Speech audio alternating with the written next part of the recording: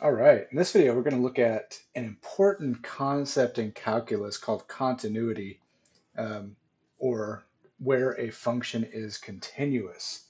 This is an important property for functions for many theorems, and we're used to working with continuous functions as well. We're just going to formally define it now using what we know about limits. So what is a function? What is a continuous function? So we say a function f is continuous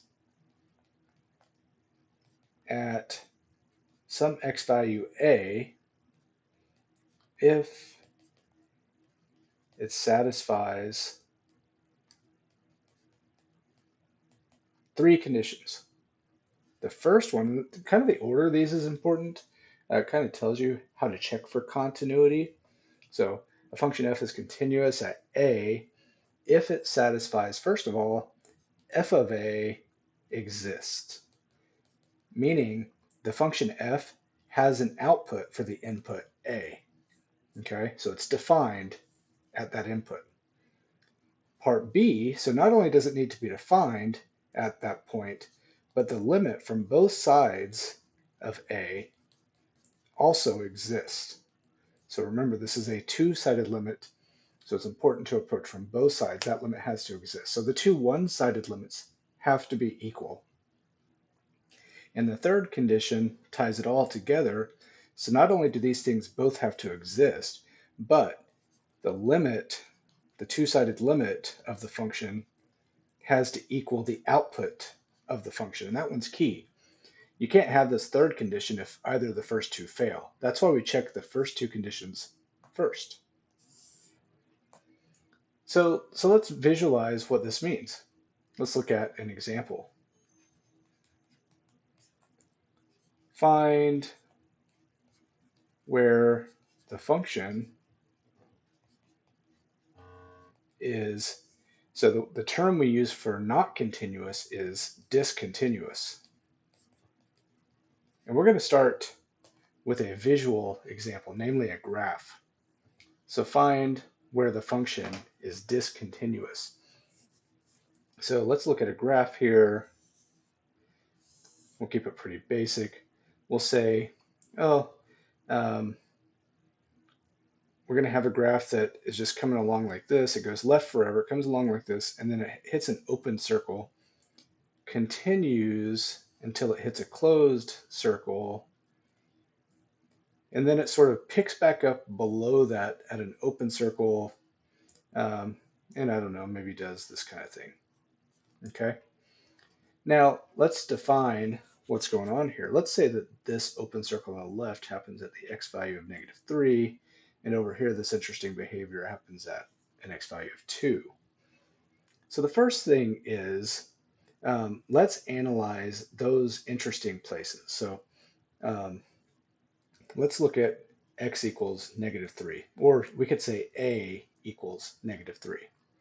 The first thing we ask ourselves for continuity is, does f of -3 exist?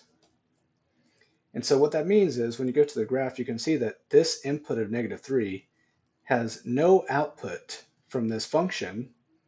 By the way, this is the function f. Has no output here because this is an open circle and there's no point on the graph that corresponds to the input of -3. So the answer is no. So that means f is discontinuous at the x value of -3. Okay? So here's the reasoning. This is the reason that it's discontinuous.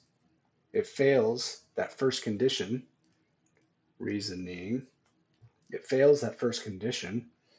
Now, but this has a special type of name. This is a name for the type of discontinuity. It's not the reason it's discontinuous.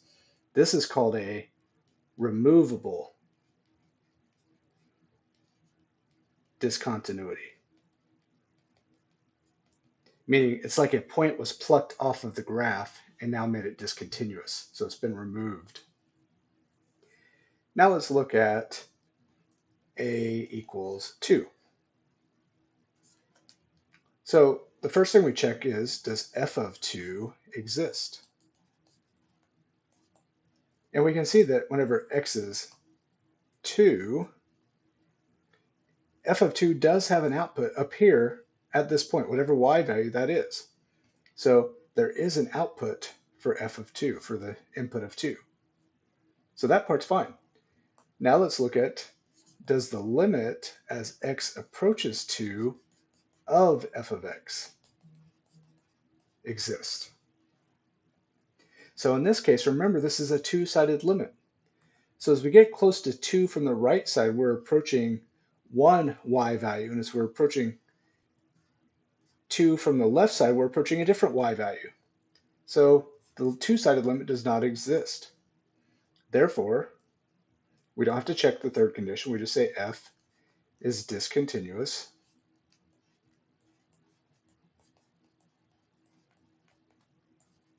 at 2.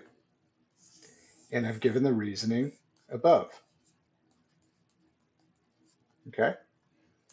Now, this is not a removable discontinuity. To give you a name here, this is called a jump discontinuity. The graph jumps from one place to another instantaneously. Okay? All right, so what about other x values, like at 0? Well, we'll investigate that one, and then we won't look at any others on this graph. Let's look at when a equals 0. So whenever a equals 0, does f of 0 exist? Well, whenever x is 0, you have an output right there.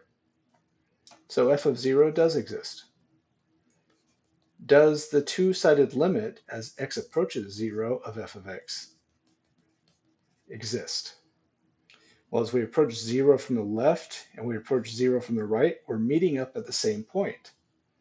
So yes, the two-sided limit does exist.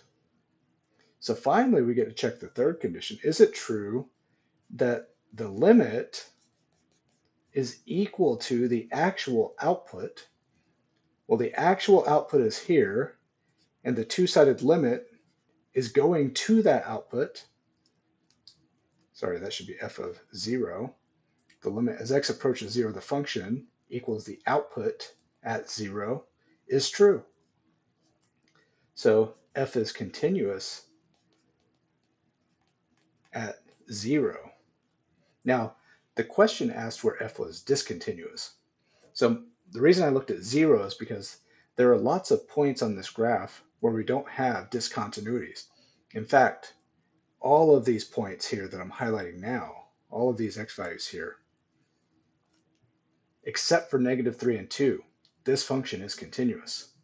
So we can finally say f is only discontinuous at, what was it, -3 and 2. Everywhere else it is continuous. Okay? Now, we didn't see an example where the third condition fails. So let's look at that really quickly. Let's change the instructions here. We'll just say graph a function that is discontinuous at, I don't know, 5 by failing only the third condition. Okay? So we need to graph a function that's discontinuous at x equals 5 by failing the third condition. The third condition would say, all right, the limit as x approaches 5 of the function will not equal f of 5. So this is how we fail the third condition. But the other two conditions have to be true. So in other words, f of 5 has to exist. So here's f of 5. Yeah, f of 5 exists. There's an output for 5 now. But we also need a two-sided limit as x approaches 5, but that two-sided limit cannot equal the output. So what we're going to do is we're going to draw a graph that comes down here and gets close to 5 from the left. and we're going to draw the other half coming down and getting close to 5 from the right, approaching the same value. So we want the limit, we want the left and right side limits to be the same, but it can't equal this output. So that's why they're meeting up down here, and I have to put an open circle now to make sure that this is a function. So we can see that the only place this function is discontinuous is here at 5, because the two-sided limit is approaching one y value, while the output is a different y value. This is also a removable discontinuity. It's like a single point has been plucked out of the continuous part of the graph. We just lifted that point out. Okay. All right, so that's looking at graphs. Let's look at function equations. And piecewise functions are really good to look at to illustrate the idea of continuity. First, let me make a note. Our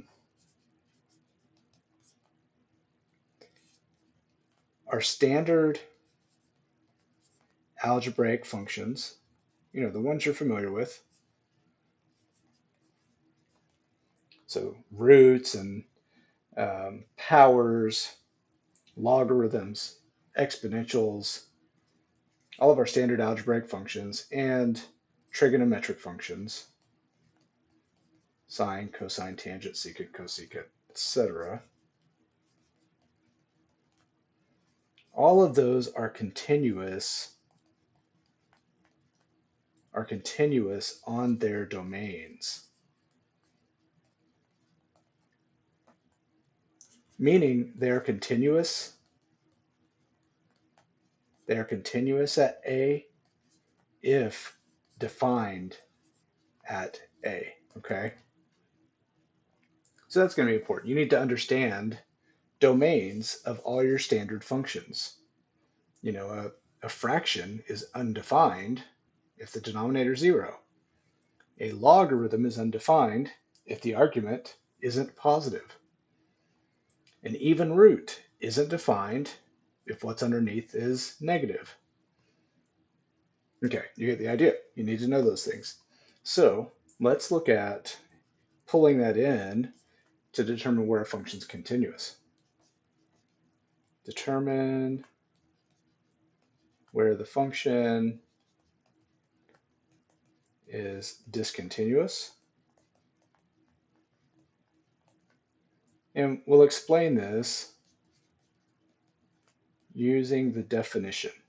Not the names of the types of discontinuities, not the graph. We're not doing this with a graph. We're doing it using the limit definition stuff. So here's a piecewise function. F of x equals, and we're going to do a 4-piece function.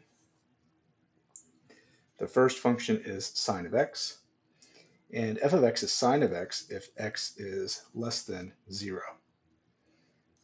F of x is 2x if x is between 0 and 2. F of x is the natural log of x if x is between 2 and 4. And f of x is 1 over x minus 4 if x is greater than 4. So we're trying to figure out where the function is discontinuous. So the first piece we have is we have to analyze the sine of x function if x is less than 0. Well, the sine function is defined for all x values, so that's not going to limit us. The domain of the sine function is all real numbers. It's a wave. Okay, so we know it's continuous from negative infinity all the way to 0. We don't know what happens at 0. Okay, so we'll come back to that. Then between 0 and 2, we get the 2x function. That's just a line. Lines are continuous everywhere. So this piecewise function is continuous between 0 and 2. Now, even though there's an equals here, that does not mean the function is continuous there. It just means it's defined there. Continuous, we have to look at the limit. So we'll do that as well. Now, the next part, our function is the natural log of x when x is between 2 and 4. Well, luckily, the x values here are positive, so the natural log function is just fine. There's no domain problems there. So we know it's continuous from 2 to 4. We don't know what happens at 2 because that's kind of where the function changes behavior. We have to look at the limit. And last, if x is bigger than 4, we get 1 over x minus 4. And there's no problem there because the denominator won't be 0 if x is bigger than 4. So it's definitely continuous from 4 to infinity. So the question is, what happens if a equals 0? So we have to ask ourselves, does f of 0 exist? Well, if we plug in 0 for x, the function has a definition. If x equals 0, it's 2 times 0. So it actually does give us an output. So f of 0 does exist. Does the limit as x approaches 0 of f of x exist? Well, we have to look at the two-sided limit because the function is defined differently from the left and from the right of 0. So the limit as x approaches 0 from the left is going to give us the sine function. And as x approaches 0 of the sine of x, you get sine of 0, which is 0. The limit as x approaches 0 from the right is going to be defined by the 2x function.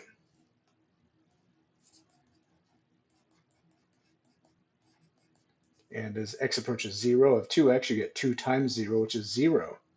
So f of 0 exists. The two-sided limits match, or sorry, the one-sided limits match, so the two-sided limit exists. And now we have to ask ourselves, does that two-sided limit, does that equal the output? Well, we know that the two-sided limit is 0. F of 0 is 2 times 0. And yes, that's true. So it satisfies all three conditions, so it's continuous at 0. Okay? Let's analyze the next part of the function, which is what happens at 2 if a is 2. I'm going to come down here instead. So if a is 2, does f of 2 exist? Well, if x is 2, we output the natural log of 2. So f of 2 exists. In fact, f of 2 equals the natural log of 2. Okay? Now, does the two-sided limit exist? So we already know we're going to have to look at both one-sided limits. Here, let's move this to the middle. Does the limit as x approaches 2 exist? So the limit as x approaches 2 from the left, well, whenever x is less than 2 but really close, we output 2x. So from the left side, we're getting 2x, and the limit as x approaches 2 of 2x is 4. The limit as x approaches 2 from the right, well, whenever x is really close to 2 from the right, we're going to output the natural log of x. So we're going to take the limit of the natural log function from the right side, which gives us the natural log of 2. So the two one-sided limits are not the same, so the two-sided limit does not exist. So the function is discontinuous at 2. Okay? Now we need to look at 4.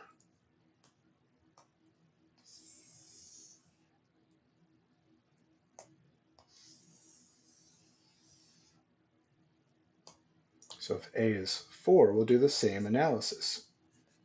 Does f of 4 exist? Well, whenever x equals 4, both of these definitions are defined when x is less than 4 or greater than 4. There's nothing that gives us an output if x equals 4. So f of 4 does not exist. So this function is also discontinuous at 4. And those are the only two places it's discontinuous. Remember, it was continuous at 0. So if we wanted to follow up, the question just asks about discontinuity, but if we wanted to follow up, we could also say, well, then it's continuous from negative infinity all the way to 2, not including 2, union 2 to 4, not including 4, union 4 to infinity. So that's the same thing, but this question asked where it's discontinuous, so we'll get that as the answer. All right, so that's a pretty deep analysis of continuity, looking at graphs and functions. Hopefully you understand the definition and how to use it. There's 3 conditions. Follow them in order, and you'll be good to go.